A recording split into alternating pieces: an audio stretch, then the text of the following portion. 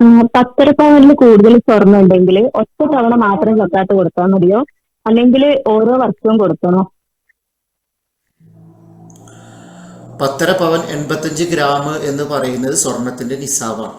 നിസാബ് എത്തിക്കഴിഞ്ഞാൽ രണ്ട് നിബന്ധനകളാണ് ജക്കാത്ത് നിർബന്ധമാകാനുള്ളത്. ഒന്ന് നിസാബ് എത്തുക, രണ്ടാമത്തെ ഹൗല് പൂർത്തിയാവുക എന്നതാണ്. ഒരാളെ സംബന്ധിച്ചിടത്തോളം 10.5 പവനോ അതിൽ കൂടുതലോ ഉണ്ടെങ്കിൽ അതിൽ മൊത്തം സ്വർണം കണക്കാക്കിയിട്ട് അതിന്റെ 2.5% ജക്കാത്ത് കൊടുക്കേണ്ടത്.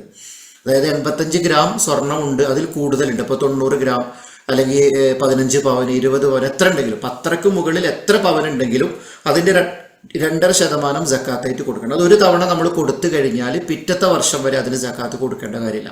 ഇപ്പം നമ്മൾ റമദാനിലാണ് ജക്കാത്ത് കൊടുക്കുന്നതെങ്കിൽ പിറ്റേ വർഷം അടുത്ത വർഷം റമദാൻ ആകുന്ന സന്ദർഭത്തിൽ ഇതേപോലെ കൂട്ടുകയും എന്നിട്ട് അത് 10.5 പവൻ ഉണ്ട് എങ്കിൽ, അതായത് 85 ഗ്രാം ഉണ്ട് എങ്കിൽ അതിന് വീണ്ടും ജക്കാത്ത് കൊടുക്കണം.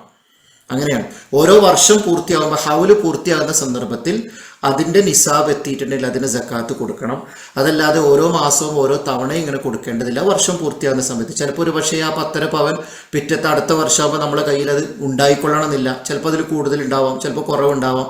ഉണ്ടെങ്കിൽ ജക്കാത്ത് കൊടുക്കണം, ഇല്ലെങ്കിൽ കൊടുക്കേണ്ടതില്ല. ഇതാണ് അതുമായി ബന്ധപ്പെട്ട് സൂചിപ്പിക്കാനുള്ളത്. വല്ലാഹു അലം.